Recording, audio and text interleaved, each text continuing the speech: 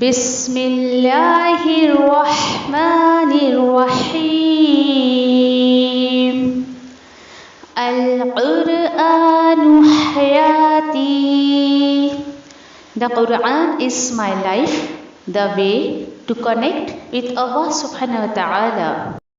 السلام علیکم ورحمۃ اللہ وبرکاتہ. انشاءاللہ اگلی آیتوں پر چلتے ہیں. سورہ یوسف ہے، آیت نمبر 88 سے دیکھتے ہیں. 88 سے انشاءاللہ 93 تک دیکھیں گے جہاں رکوع مکمل ہو رہا ہے. آخر کی آیتیں ہیں اور انشاءاللہ اب ان آیتوں میں ہم دیکھیں گے کہ کس طریقے سے اسٹوری کا اینڈ ہو رہا ہے اور یوسف علیہ السلام کو ایک مقام اللہ سبحانہ تعالیٰ نے اتنا خوبصورت دے دیا. اور اس کے بعد اب بھائیوں کا بھی رویہ انشاءاللہ ہم دیکھ لیتے ہیں. آئیے دیکھتے ہیں. اعوذ باللہ من الشیطان الرجیم بسم اللہ الرحمن الرحیم. فلما دخلوا علیہ قالوا یا ایہا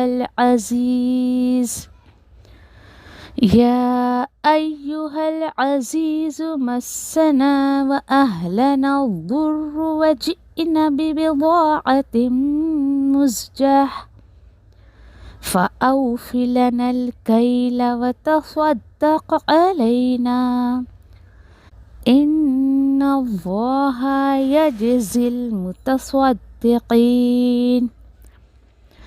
پھر جب وہ بھائی داخل ہوئے یوسف علیہ السلام کے پاس، انہوں نے کہا، اے عزیز مصر، گھیر رکھا ہے ہمیں اور ہمارے گھر والوں کو پریشانی نے، اور ہم لائے ہیں بہت ہی کم پونجی، تو آپ پورا کیجئے ہمیں غلہ اور صدقہ کیجئے ہم پر، بے شک اللہ انعام دیتا ہے صدقہ کرنے والوں کو.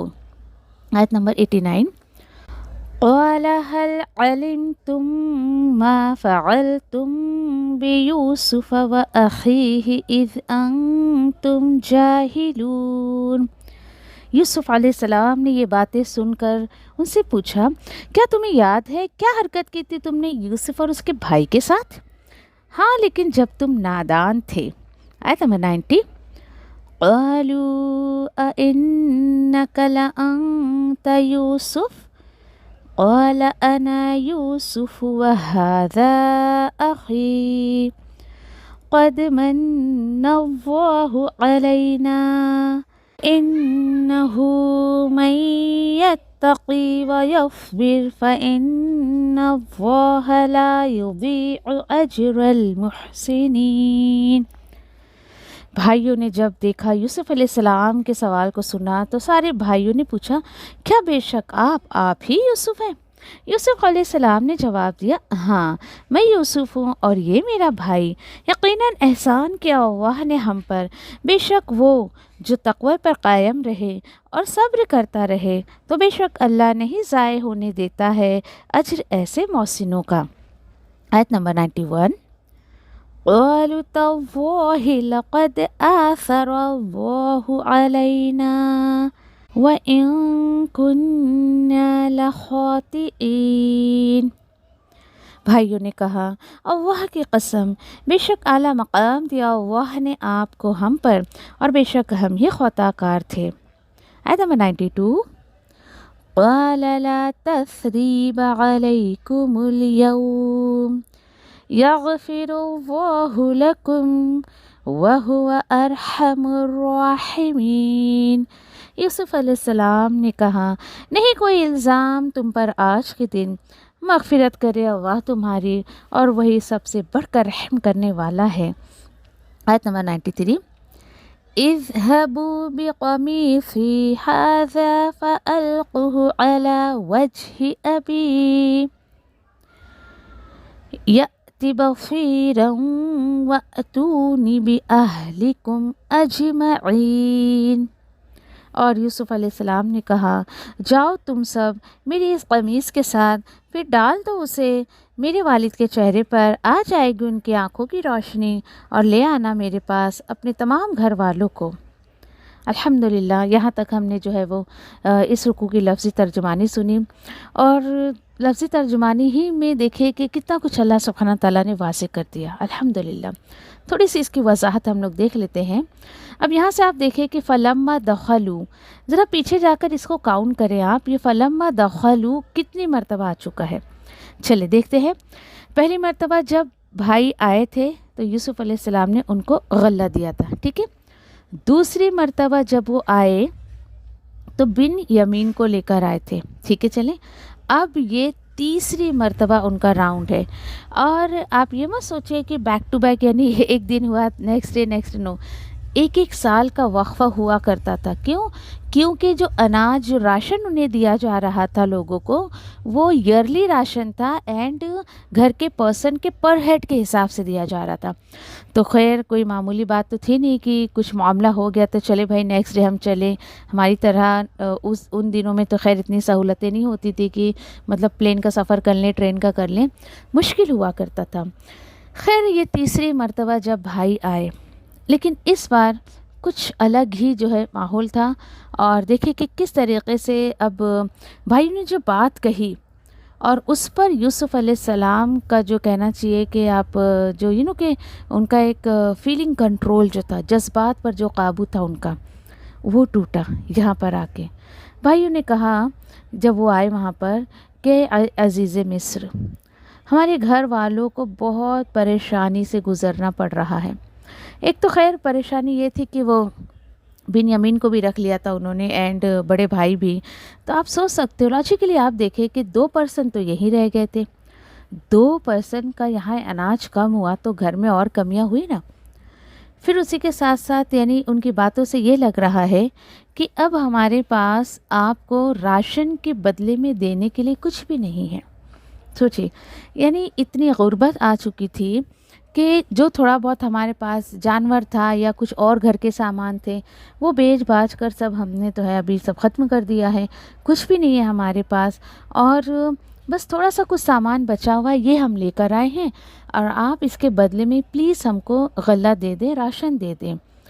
और अगर ये आपके राशन के हिसाब से ये पूंजी हमारी अगर कम हो तो प्लीज़ हमें सदका ही कर दें।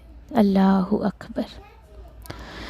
ऑन दिस पॉइंट कैसे यूसुफ़ अलैहिस्सलाम को बर्दाश्त होता कि मैं इतने अच्छे से खा पी रहा हूँ, शाही लिबास पहन रहा हूँ और मेरे भाई जो है वो सदका खैरात मांगने को तैयार हो गए।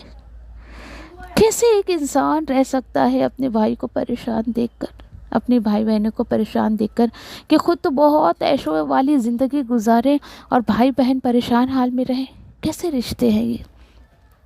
यूसुफ़ अलैहिस्सलाम ने जब ये जुमला सुना तो बहुत उनको कहना चाहिए कि एक उनकी हद यानी कि समझिए कि ख़त्म हो गई थी, बर्दाश्त ख़त्म हो गई थी कि अब वो खामोश नहीं रह सकते थे। सोचिए यहाँ पर आके उनके जज्बात का जो प्याला छलका और उनके भाइयों की बात सुन के जो एहसास हुआ उनको कि कैसे ये पॉसिबल है, मैं ऐसे नहीं रह सकता कि मेरे भाई सदका खैरात मांग कर खाने को तैयार हो गए और मैं जो हूँ इतना ऐशो आराम में रह रहा हूँ। सोचिए इंसान के जज्बात कैसे मर जाते हैं। आज के टाइम पर आप देखें, एक भाई बहन बहुत वेल ऑफ है और उसको फिर उसका अगर दूसरा भाई कोई समझे कि बहुत गुर्बत में जी रहा है तो वो तो पूछता भी नहीं है। आज के टाइम पर तो नाउस बिल्ला ऐसी ऐसी बातें कही जाती हैं कि भाई जिसके पास माल दौलत होती है लोग उसी को पूछते हैं। कितनी गलत बातें देखें, ये दीन की कमी, ईमान की कमी की निशानियां हैं इस तरीके से। यूसुफ़ अलैहिस्सलाम से फिर रहा ही नहीं गया जब उन्होंने सुना कि मेरे भाई सदका खैरात मांग रहे हैं मुझसे और साथ में ये भी कह रहे हैं कि देखिए सदका करने वालों को अल्लाह ताला बेहतरीन जज़ा देता है। अब जो यूसुफ़ अलैहिस्सलाम का जुमला आप सुने, बड़ा बेहतरीन जुमला उन्होंने कहा यूसुफ़ अलैहिस्सलाम ने कि क्या तुम्हें याद है क्या हरकत की थी तुमने यूसुफ़ और उसके भाई के साथ। हाँ लेकिन ठीक है चलो, तुमने जो कुछ भी किया था, हाँ इज़ अंतुम जाहिलून, उस वक्त तुम नादान थे। कितनी खूबसूरती से भाइयों को गलतियों का एहसास भी दिलाया और प्लस उस पर पर्दा भी डाल दिया कि मैं तुम्हें टोन नहीं कर रहा हूँ। सोचिए बहुत इसमें लेसन छुपे हुए हैं। एक तो ये کہ دیکھیے پیچھے جب ان کے بھائیوں نے انہیں کنویں میں ڈال دیا تھا تو اللہ سبحانہ تعالیٰ نے وحی کی تھی کیا کہ تم خود ہی ان حرکتوں کے بارے میں ان سب کو آگاہ کرو گے. الحمدللہ اس بات کو اللہ سبحانہ تعالیٰ نے یہاں پر واضح کر دیا. یوسف علیہ السلام خود ہی جو ہے وہ اپنے بھائیوں کے سامنے کہہ رہے ہیں. وہ یہاں پر دیکھیے اس طریقے سے آنا، آپ یہ مت سوچے کہ اپنے بھائیوں کو ٹون کر رہے ہیں، نہیں، بس اللہ سبحانہ تعالیٰ کی وہ بات سچی ہے اور سچ کر کے اللہ نے دکھایا، یہ اللہ سبحانہ تعالیٰ یہاں بتانا چاہ رہے ہیں. دوسری بات یہ کہ ٹھیک ہے انہوں نے غلطی کی تھی، لیکن پھر انہوں نے یہ کہہ دیا کہ نہیں یہ سب تم نے نادانی میں کیا تھا، مطلب تم نے ایسے ہی بس غلطی کر دی تھی، کوئی بات نہیں ایسا. ٹھیک ہے، بھائیوں نے جو ہی یوسف علیہ السلام کا نام سنا فوراً کہہ بیٹھے کہ اوہو اچھا آپ یوسف ہیں. یوسف علیہ السلام نے بھی کہا کہ ہاں میں یوسف ہوں اور یہ میرا بھائی ہے. یعنی بنیامین کو اپنے پاس رکھے تھے، وہ کہنے لگے کہ یہ میرا بھائی ہے. اب دیکھیے کہ یہاں پر آپ یوسف علیہ السلام کے جو ہے وہ ایک خوبصورت کیریکٹر کو دیکھیے کہ کس طریقے سے یوسف علیہ السلام نے کوئی بھی طنز یا بات نہیں کی اپنے بھائیوں سے.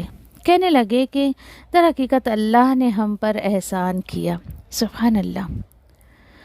اور پھر اس کے بعد یہ کہہ رہے ہیں کہ یہ احسان اللہ کا کیسے مجھ پر ہوا، کیسے اللہ سبحانہ تعالیٰ نے جو ہے یعنی کہ مجھے اتنا اونچا مقام دیا اور کس طریقے سے دیا. دو کوالٹیز کو یاد کر لے. یہاں پہ دو صفات ایسی بتائی جا رہی ہے کہ واقعی کہ کوئی اگر انسان اپنی زندگی میں اس کو لے لے، ایک ہے تقوی، دوسرا ہے صبر. الحمدللہ کہ اللہ سبحانہ تعالیٰ نے یہاں پر ہمیں بات بتائی.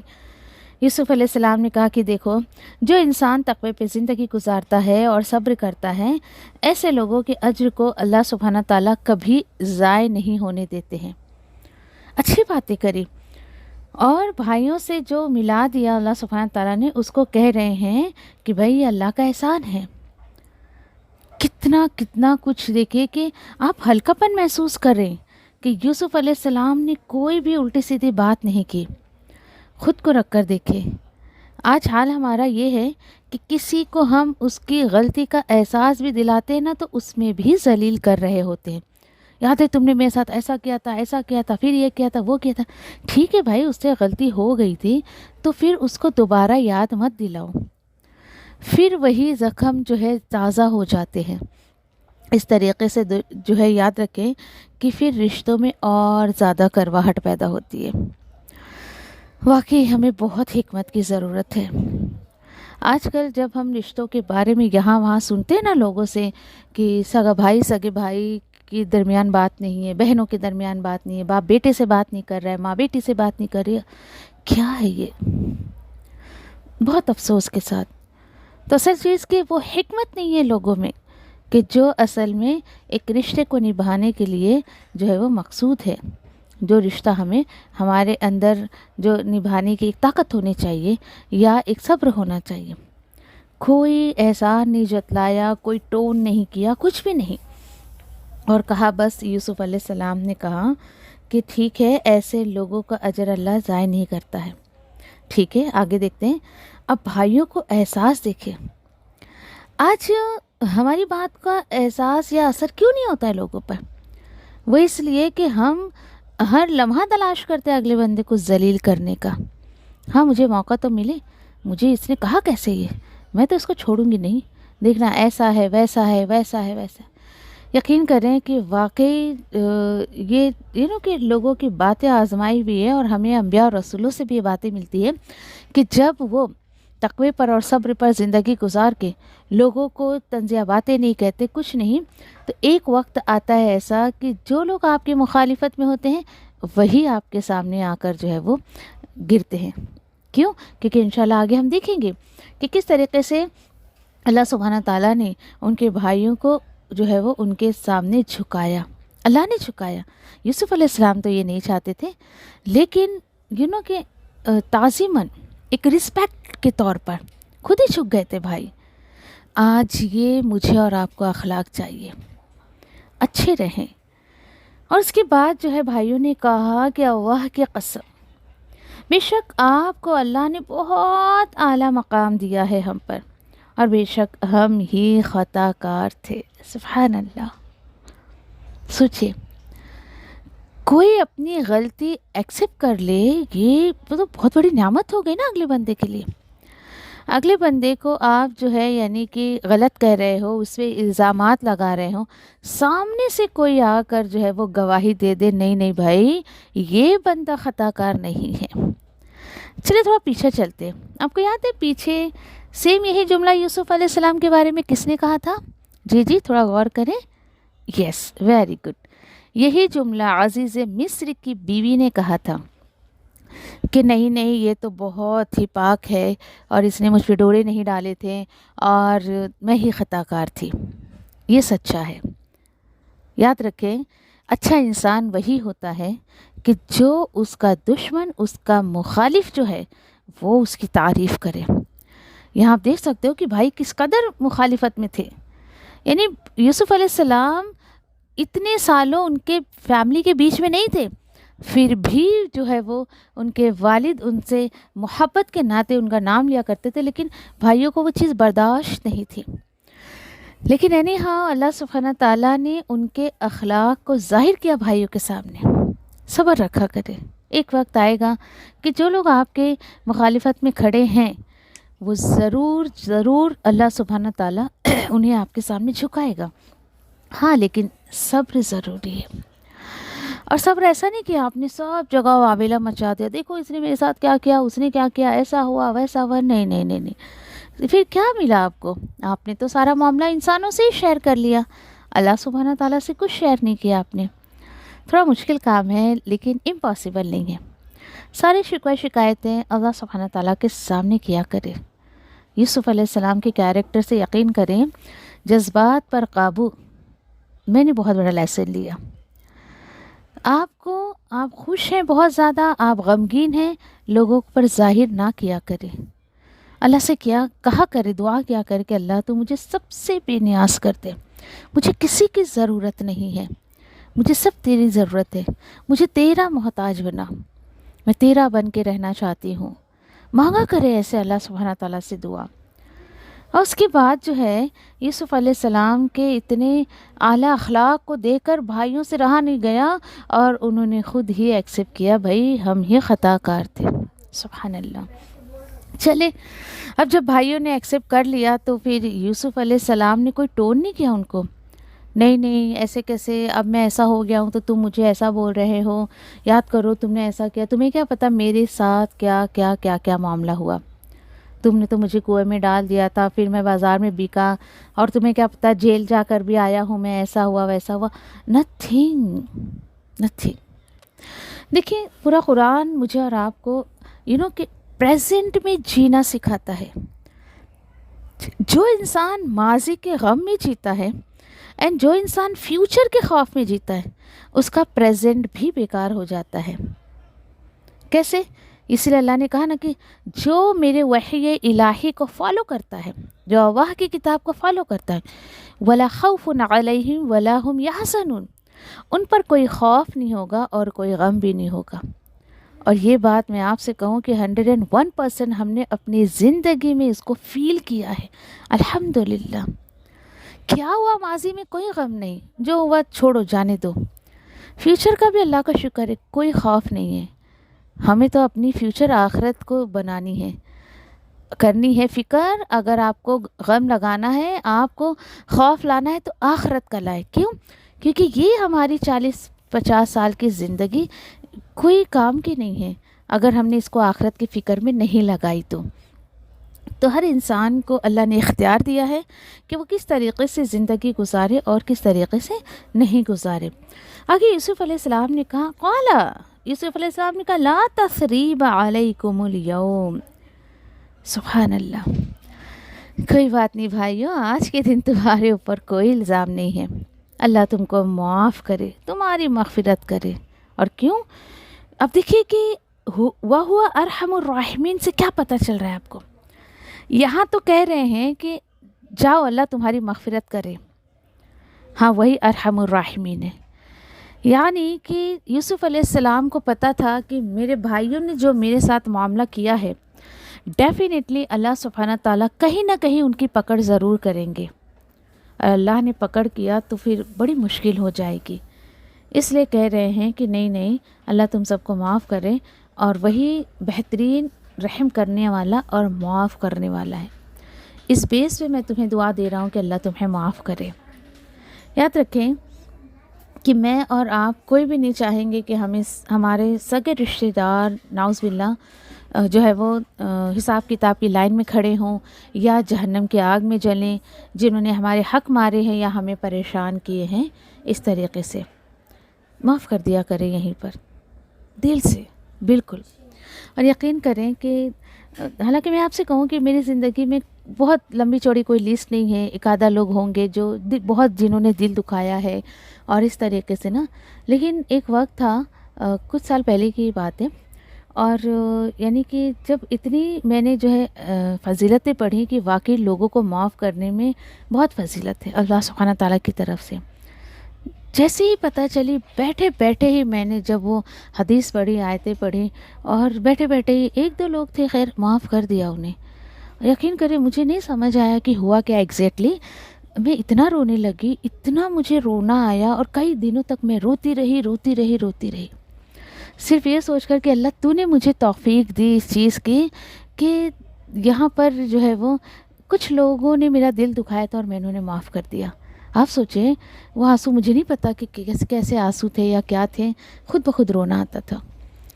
तो मैं सोचती थी कि जब ये अंदर से अगर मुझे खुशी महसूस हो रही है और अल्लाह सुब्हानह ताला मेरे आंसू बहा रहे हैं, तो उस रब को कितना इंतज़ार रहता है ना। हमने पढ़ा भी है ना कि अल्लाह सुब्हानह ताला को अपने बंदों की तरफ से तौबा से ज़्यादा किसी चीज़ का ज़्यादा इंतज़ार नहीं होता है। अल्लाह को ये इंतज़ार होता है कि मेरा ये बंदा कब तौबा करके माफ़ी मांग कर मुझसे मेरी तरफ पलटे। बहुत दिल हल्का हो जाता है। यकीन करें कि दिल में कोई बोझ ना रखे। और अक्सर करके देखिए कि कि हार्ट के ब्लॉकेज है या फिर हार्ट अटैक है, ऐसे लोगों को ही आते हैं जो अपने दिल में बहुत बुग़्ज़ या फिर गुस्सा या फिर हसद या फिर नफ़रतें लोगों के लिए भर कर रखते हैं।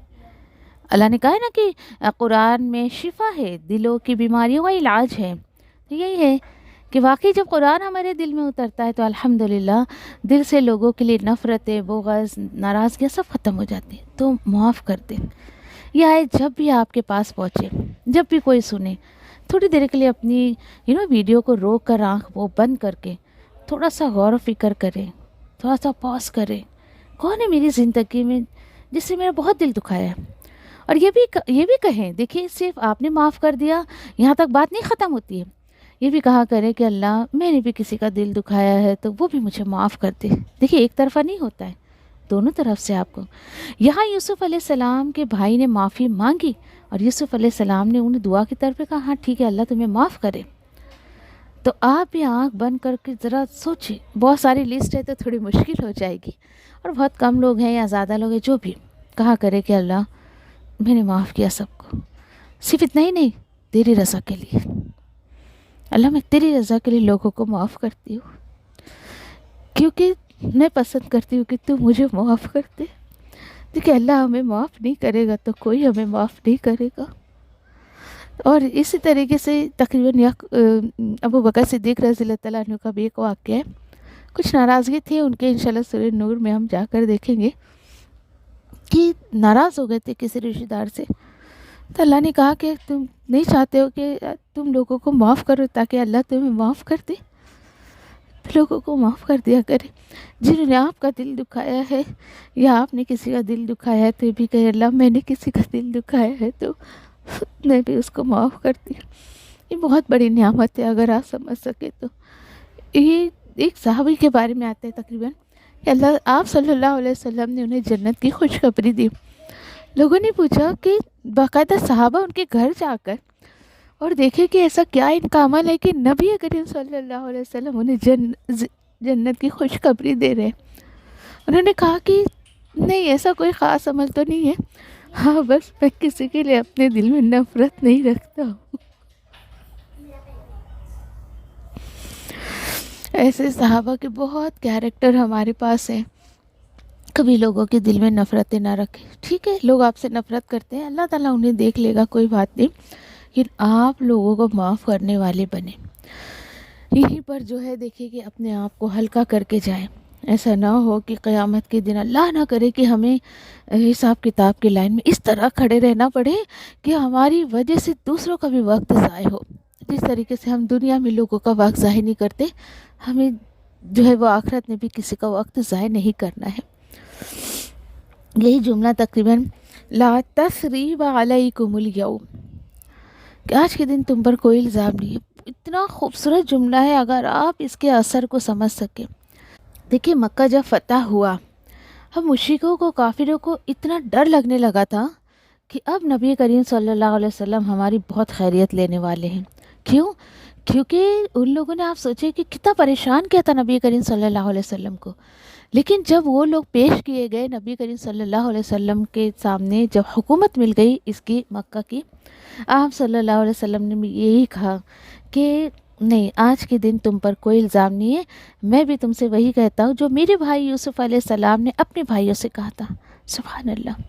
نبی کریم صلی اللہ علیہ وسلم کا کیریکٹر دیکھیے جو پریشانیاں نبی کریم صلی اللہ علیہ وسلم کو دی گئی, مجھے اور آپ کو تو اس میں سے آپ سمجھیے 1-2% بھی نہیں ملی کوئی پریشانی, پھر بھی ہم کتنا مایوس ہو جاتے ہیں. اسی کے بعد آگے دیکھتے ہیں. اب اس کے بعد خیر بھائیوں سے یہ سب بات چیت ہوئی, اور اب یہاں تک رک کے تھوڑا سا آپ یہ سوچیں کہ پورا قرآن نبی کریم صلی اللہ علیہ وسلم کی سیرت بیان کرتی ہے, موسیٰ علیہ السلام کی حیات زندگی کے بارے میں, اینڈ ان دس اسٹوری یوسف علیہ السلام. آپ تینوں کو کمپیئر کریں نا تو بہت سملیرٹی آپ کو ملے گی. کیسے؟ اب دیکھیں کہ یوسف علیہ السلام جو تھے بچپن سے ہی جو ہے پیرنٹس کے گود سے اٹھا کر کنویں میں ڈال دیے گئے تھے. موسیٰ علیہ السلام کو بچپن سے ہی نکال کر جو ہے وہ پانی میں ڈال دیا گیا تھا. اینڈ نبی کریم صلی اللہ علیہ وسلم کو آپ دیکھیں کہ ان کے ہی گھر والوں نے, ان کے ہی کنبے والوں نے اس طریقے سے ایسا معاملہ کیا تھا. اور بچپن میں والد ان کے جو ہے وہ فوت ہو چکے تھے ان کی پیدائش سے پہلے. اور اسی کے ساتھ ساتھ ایک سملیرٹی آپ دیکھیں کہ ہمیشہ یعنی ان تینوں اگر کہ نبی کو آپ دیکھیں, رسول کو, تو کیسے کہ نیچے سے اوپر کی طرف اللہ سبحانہ تعالیٰ لے گئے. یوسف علیہ السلام کو گاؤں سے اٹھا کر ایک دم کہ ہائی لوکیلٹی میں, مصر جیسی کنٹری میں اللہ سبحانہ تعالیٰ لے گئے. موسیٰ علیہ السلام کو غربت کے ماحول سے نکال کر فرعون بادشاہ کے گھر میں پرورش دلائی. اینڈ اباؤٹ نبی کریم صلی اللہ علیہ وسلم, مکہ جیسے شہر سے نکال کر مدینہ جیسے ایڈوانس کنٹری میں لے گئے, ہجرت کروائی کہ آپ کو کس طریقے سے آگے دین کا کام کرنا ہے. پھر اسی کے بعد دیکھیں کہ یہاں پر آپ سملیرٹی ایک یہ دیکھ سکتے ہیں کہ یوسف علیہ السلام بہت خوبصورت تھے, بچپن میں تھے, جوانی میں اور زیادہ خوبصورت تھے. اس کی دلیل ہمیں کہاں ملتی ہے؟ تو آپ دیکھیں کہ اس کی دلیل وہ خوبصورت تھے جبھی تو عزیز مصر کی بیوی نے نعوذ باللہ ان کے ساتھ جو ہے وہ غلط کام کرنے کا ارادہ کیا. اٹریکٹ بہت کہ اللہ نے انہیں اٹریکشن بہت دیا تھا ان کے اندر, اور عمر بھی بڑی تھی اس سے, اور یہ تو خیر بچے ہی تھے اس وقت یا تھوڑے جوانی پر تھے. ٹھیک ہے, نبی کریم صلی اللہ علیہ وسلم کی زندگی میں بھی ایک لیڈیز تھے, ان سے بھی ایج میں بڑی, وہ ان کی جو ہے وہ جوزے محترمہ حضرت خدیجہ رضی اللہ تعالیٰ عنہا. سبحان اللہ. اور پھر اس کے بعد آپ یہ سملیرٹی دیکھیں کہ یوسف علیہ السلام کو کس طریقے سے جو ہے کہ اللہ سبحانہ تعالیٰ نے جو ہے وہ بادشاہت دی مصر کی. نبی کریم صلی اللہ علیہ وسلم کو بھی جو ہے آپ کہیں کہ حکمرانی جو ہے مدینہ کی دی گئی. اللہ اکبر. ایسے بہت ساری سملیرٹی آپ کو ملیں گی. اچھا, یہاں پر آپ دیکھیں کہ یوسف علیہ السلام کی جنگ ایسے کسی سے نہیں تھی. ان کی اصل میں جو آزمائش اور جنگ تھی وہ رشتوں کے ساتھ تھی. کیسے بھائیوں نے ان کے سگے بھائیوں نے ان کے ساتھ ایسا معاملہ کیا تھا کہ انہیں جو ہے وہ گھر کنبے سے دور کر دیا. نبی کریم صلی اللہ علیہ وسلم کو آپ لے لیں, یہاں کیا معاملہ تھا کہ ان کے رسالت اور نبوت کی وجہ سے ان کے خود کے ذات برادری والوں نے جو ہے وہ مکہ جیسے خوبصورت اللہ کے گھر کی زمین کو چھوڑنے پر مجبور کر دیا تھا. بہت سارے ایسے واقعات اور آپ بھی جانتے ہوں گے، بس تھوڑا بہت یہاں بتانا ضروری تھا کہ اور ایک سملیرٹی جو میں نے آپ سے کہا ابھی کہ یہاں بھائیوں کو احساس ہونے کے بعد یوسف علیہ السلام نے جو بات کہی تھی وہی بات نبی کریم صلی اللہ علیہ وسلم نے بھی کہی، اور کب؟ جب یہ جو ہے مشرکان مکہ کو احساس ہوا کہ بھائی ہم نے نبی کریم صلی اللہ علیہ وسلم کو بہت پریشان کیا۔ تھوڑا سا وقت لگتا ہے، صبر پر انسان جمع رہتا ہے تو خود بخود اللہ سبحانہ تعالیٰ اس کے جو ہے وہ حالات کو سدھار دیتا ہے، الحمدللہ۔ اور یاد رکھیں کہ جیسے میں نے آپ سے ابھی کہا کہ کسی کی غلطی کو آپ کو اگر کہ ہائی لائٹ کرنا ہے نا، تو یقین کریں کہ اس کو خود کو ہائی لائٹ کریں جا کر۔ ہمارا معاملہ کیا ہے؟ غلطی جس نے کی ہے نا اس کو نہیں بتاتے بیچارے کو، اور سارے خاندان کنبے والوں کو پتہ رہتا ہے۔ یہاں پر آپ ایک بہت بہترین کردار آپ یوسف علیہ السلام کا دیکھ سکتے ہو۔ غلطی بھائیوں نے کی تھی نا، یوسف علیہ السلام نے بھائیوں سے ہی کہا، نوٹ کیا آپ نے؟ نہیں یوسف علیہ السلام نے قافلے والوں سے کہا، نہ ہی عزیز مصر سے کہا، نہ اس کے وائف سے کچھ شیئر کیا، قید میں جانے کے بعد نہ ہی قیدیوں سے شیئر کیا، واپس آ کر جو ہے یہ بادشاہ جو تھا اس وقت کا اس کو بھی شیئر نہیں کیا۔ کس کو شیئر کیا؟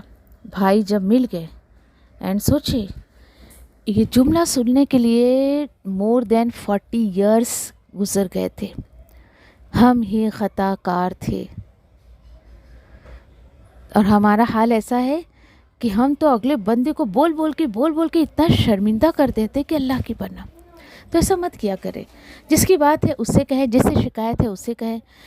اس میں حکمتیں بہت ہے اللہ سبحانہ تعالیٰ کی طرف سے۔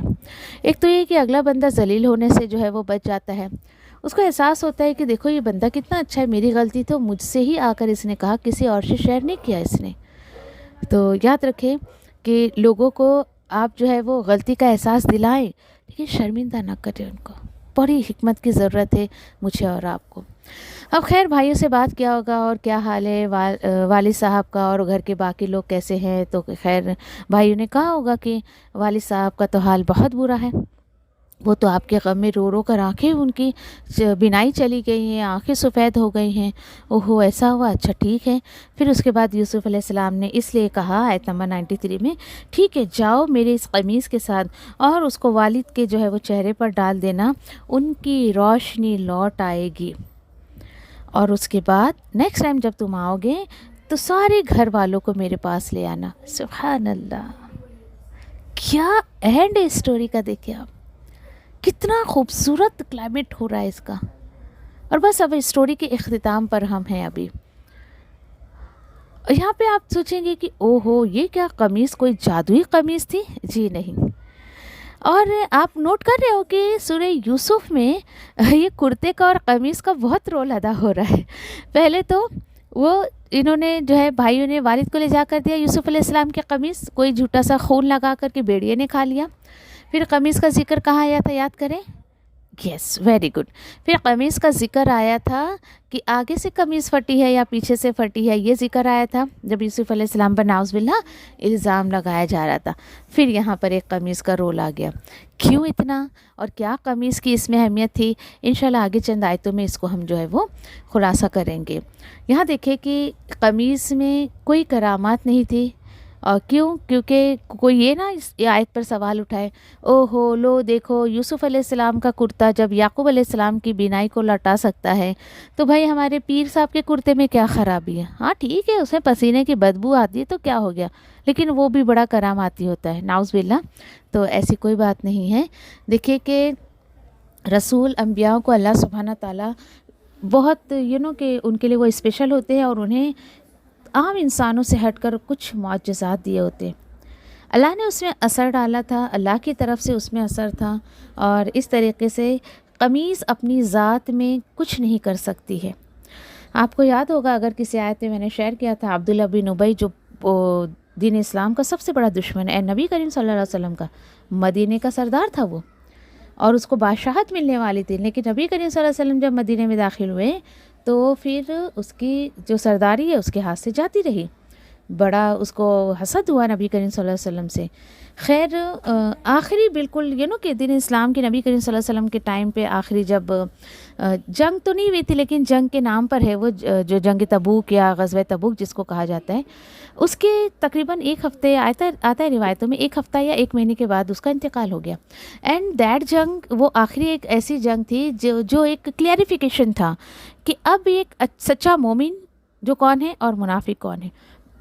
تو اس کو پتہ ہوتا تو وہ ضرور اس جنگ میں جاتا، نہیں گیا. خیر نہیں گیا. اور اس کے بعد جب اس کا انتقال ہوا، اس کے بیٹے کہ جو ہے وہ ریکویسٹ پہ نبی کریم صلی اللہ علیہ وسلم نے اس کی جنازہ نماز پڑھائی اور اپنے کرتے مبارک جو ہے سے اس کو کفن دیا، اپنا لعاب دہن اس کے ماتھے پر لگایا.